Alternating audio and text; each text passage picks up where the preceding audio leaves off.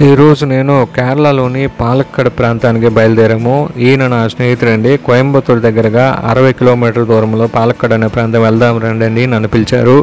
అయితే ఈ ప్రాంతం ప్రత్యేకత ఏమిటి, ఏమైనా చూడదగ్గ ప్రదేశాలు ఉన్నాయా అని అడిగితే ఆయన ఇక్కడ రాజు యొక్క కోట ఒకటి ఉంది, దీని చరిత్ర గురించి మీకు తెలియజేస్తాను, అక్కడికి వెళ్దాం రండి అని చెప్పి నన్ను పాలక్కడ్కి 2 వీలర్ వెహికల్ మీద పట్టుకొని వెళ్ళారు. ఆ కోటను చూడగానే నేను చాలా స్టన్ అయ్యాను. ఇది 15 ఎకరాల స్థలంలో ఉంది. అయితే ఈ చరిత్ర తెలుసుకునే ముందు మా ఛానల్ని చూస్తున్న ప్రేక్షకులకు ధన్యవాదములు. మీరు ఎవరైనా కొత్తగా చూస్తున్నట్లయితే సబ్స్క్రైబ్ చేసుకోండి, షేర్ చేయండి, కామెంట్ చేయండి. ఇదండి పాలక్కడ్ తాలూకా బస్ స్టాండ్. ఇది అక్కడ బస్ స్టాండ్ నుంచి కొద్ది కిలోమీటర్లోనే మనకి కోట ఉంటుంది. ఆ కోట దగ్గరే ఈ డ్రింక్స్ తీసుకున్నాం. బాగా అలసిపోయాము, మధ్యాహ్నం వెళ్ళాము, బాగా అలసిపోయాము. ఈ సర్బత్ అట చాలా బాగుంటుందంట, కూలింగ్ ఇస్తుందట, అందువచ్చే తీసుకున్నాము. అది అయిన తర్వాత ఇదండి కోట అండి, కోట తాలూకా స్ట్రక్చర్ ఇది, ఆర్కిటెక్చర్ మొత్తం ఇది కోట స్ట్రక్చరు. ఒక 12 పిల్లర్స్ లాగా చుట్టుపక్కల ఉండి చాలా ఎత్తులో గోడలు ఉంటాయి. ఇప్పుడు మా ఫ్రెండ్ వెళ్తున్నాడు కదా, ఇప్పుడు మేము మొట్టమొదటి ప్రవేశ ద్వారం అండి, అంటే రోడ్డుకి స్టార్టింగ్ ప్రవేశ ద్వారం ఇది కోట అండి. ఇది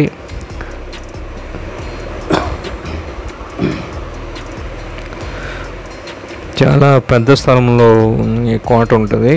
చాలా పెద్ద 15 ఎకరాల స్థలంలో ఉంది.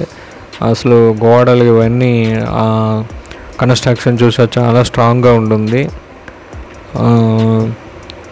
అయితే ఈ కోట తాలూకా హిస్టరీలోకి మనం వెళ్తే ఇది చాలా పురాతనమైనటువంటి కోట అండి. కేరళ రాష్ట్రంలోనే పాలక్కడ్ ప్రాంతం నడిబొడ్డున కలదు.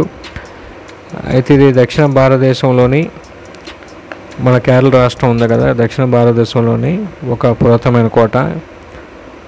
అయితే ఇది చాలా పురాతనమైన కాలం నుండి ఉనికిలో ఉందని హిస్టరీ ఇక్కడ చెబుతుంది.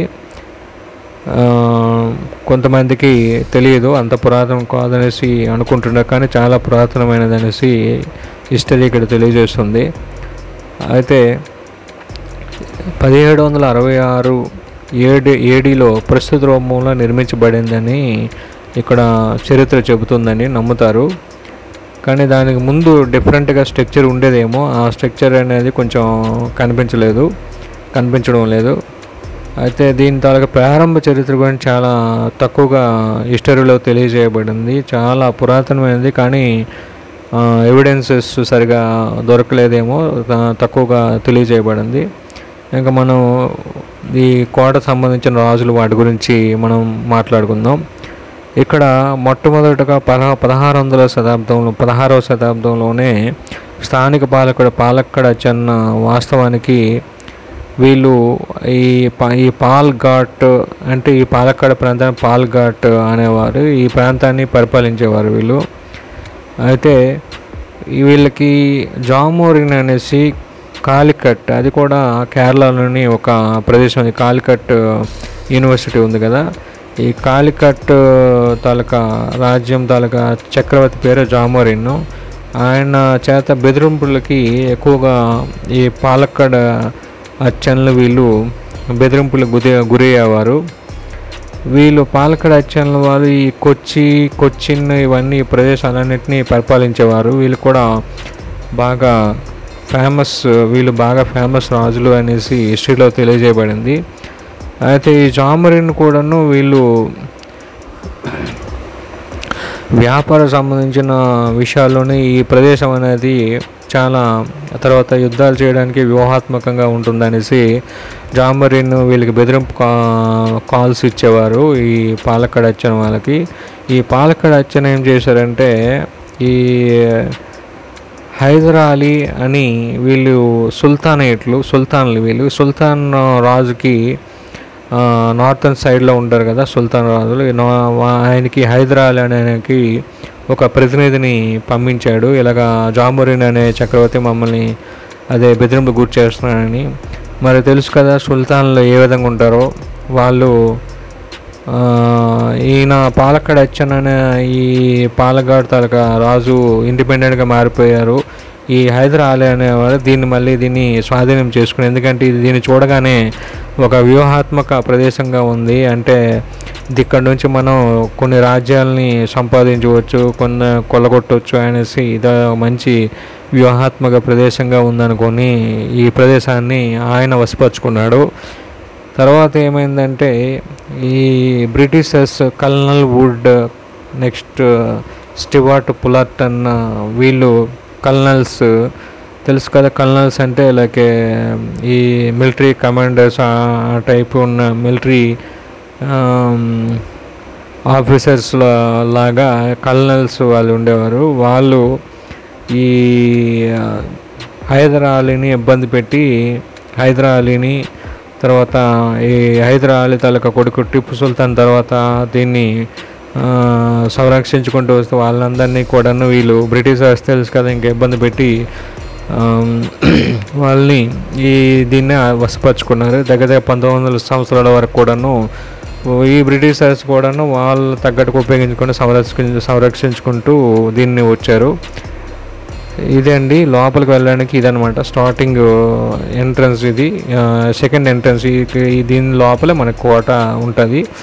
అంటే లోపల రావాలంటే అంత కష్టంగా ఉంటుంది. ఆ సైడ్ మీకు చూపించాను కదా, అది ఒక హనుమాన్ టెంపుల్ అండి. పక్కన మీకు చూశారు కదా హనుమాన్ టెంపుల్. అది చిన్నగా గోడ మీద హనుమాన్ తాలూకా ఐడల్ అనేది పెట్టి పూజించేవారు. ఎందుకంటే ఈ హైదర్ అలీ బ్రిటిషర్స్ వీళ్ళందరూ అంటే హనుమాన్ శత్రువుల నుంచి రక్షిస్తారనేసి వాళ్ళు వేరే మతస్థులైనా సరే హనుమాన్ని పూజించుకుంటూ ఈ కోటని సంరక్షించుకుంటూ తర్వాత ఇతర రాజ్యాలపై దండయాత్రలు చేస్తుండేవారు ఆ దేవుణ్ణి మొక్కుకుంటూ. అంటే అంత అప్పట్లోనే హనుమాన్ అంటే అంత ఇది ఉండేది. ఆయనకి ఇక్కడ కూర్చున్న ఆయనకి టికెట్ ఇవ్వాలండి. లోపలికి వెళ్ళడానికి 20 రూపాయల టికెట్ బయట నుంచి తీసుకున్నాం కదా, అక్కడ నుంచి తీసుకొని ఇక్కడ ఇవ్వాలి. ఇదండి లోపల ఉన్నటువంటి కోట. ఇప్పుడు ఈ కోట అనేది ఏమైపోయిందంటే 1900వ శతాబ్దం నుండి ఇది 1900వ శతాబ్దం నుండి ఇది ఒక ఎంఆర్ఓ ఆఫీస్గా మార్చేశారు. ఈ లోపల సబ్ జైలు కూడా ఉంటుంది. సబ్ జైలు దీని చుట్టుపక్కల ఒక మైదానం ఉంటుందండి, పోర్టు మైదానం అంటారు దాన్ని. ఈ పాలక్కాడ్ పోర్టు మైదానం అనేసి అంటారు. అక్కడ ఎగ్జిబిషన్లు అన్నీ ఉంటాయి. ఆ మైదానం చూడలేకపోయాం చుట్టుపక్కల. ఆ కొలను ఇవన్నీ ఉన్నాయి కదా, కొలం నుంచి లోపలికి రావడానికి కూడా సొరంగ మార్గం కూడా ఉందని అక్కడ ఉన్నటువంటి స్థానికులు చెప్తారు. మీరు చూశారు కదా ఇంతక వీడియోలోని కొలంలోని తాబేళ్ళు, చేపలు ఇవన్నీ ఉంటాయండి. చాలా చక్కగా వాటి చేపలు అలాగా హ్యాపీగా అందులో ఉంటాయి. అంత సంరక్షించేవారేమో వాటన్నింటినీ ఆ రోజుల్లోని. చాలా స్ట్రాంగ్గా ఉంటాయండి గోడలు. పైకి ఎక్కాను, పైకి కొంచెం మెట్లు ఉంటాయి. ఆ మెట్ల మీద నుంచి ఎక్కితే పైకి వెళ్ళొచ్చు మనం. పైనుంచి చూసేసరికి చుట్టూ నిజంగా అది ఒక వ్యూహాత్మక ప్రదేశం లాగా అనిపించింది నాకు. ఇక్కడ మనం ఫస్ట్ ఎంట్రన్స్లో వచ్చాం కదండి. ఫస్ట్ ఎంట్రన్స్లోనే అక్కడే మనకి ఒక పిల్లల తాలూకా పార్క్ ఉంది. ఆ పార్క్ పేరు చాలా బాగుంటుంది. అబ్బాయి మీరు వచ్చినట్లయితే అది ఒకసారి చూడండి. చాలా డిఫరెంట్ ప్లాంట్స్, ట్రీస్ ఉంటాయి అక్కడ. డిఫరెంట్ ఫ్లవర్స్ అటువంటి ప్లాంట్స్ కూడా ఉంటాయి. ఒకసారి మీరు చూడండి, చాలా అందంగా ఉంటుంది. పిల్లలు చూడదగినటువంటి ప్రదేశం అది. అంటే ఆ విధంగా ఉద్యానవనాలు కూడాను కోటకి 15 ఎకరాల స్థలం అంటే మామూలు విషయం. 15 ఎకరాల స్థలంలోనే అవన్నీ ఉద్యానవనాలు ఇవన్నీ పెట్టుకొని చాలా అదే రాజులకి భయంతో దీంతో ఉండేవారు. మరి భోగభాగ్యాలతో కూడా ఇంత స్థలం ఆక్రమించుకొని భోగభాగ్యాలతో ఇతరులని ఇబ్బంది పడుతూ అది ఇతర రాజ్యాలని వీళ్ళని మనుషుల్ని వీళ్ళందరూ చంపుకుంటూ చేసుకుంటూ వాళ్ళు ఎంతో ఆనందాన్ని పొందుతూ దుఃఖాన్ని కూడా పొందేవారేమో. చివరికి రాచరికం పోయింది. మనకి చాలా సంతోషం. అయినా సరే ఆ కట్టడాలు వాళ్ళు కూడా ఆ రోజుల్లో మిగతా రాజుల చేత ఎన్నో ఇబ్బందులు గురయ్యారు.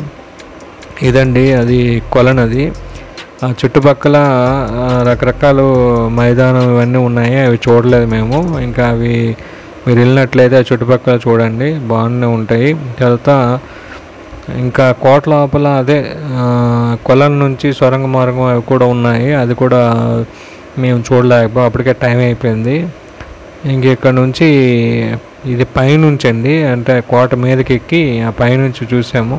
ఇప్పుడు కిందకి దిగిపోయిన తర్వాత ఇది మనం బయటకు రావడానికి ప్రవేశ ద్వారం. ఇది కొంచెం జాగ్రత్తగా కన్స్ట్రక్షను అన్నీ మ్యాక్సిమం బాగా శిథిలం అయిపోయినట్లు ఉన్నాయి. ఇది రాయి కాబట్టి స్టాండర్డ్గా దాన్ని కొంచెం కాపాడుకుంటూ ఆవిడ వచ్చారు.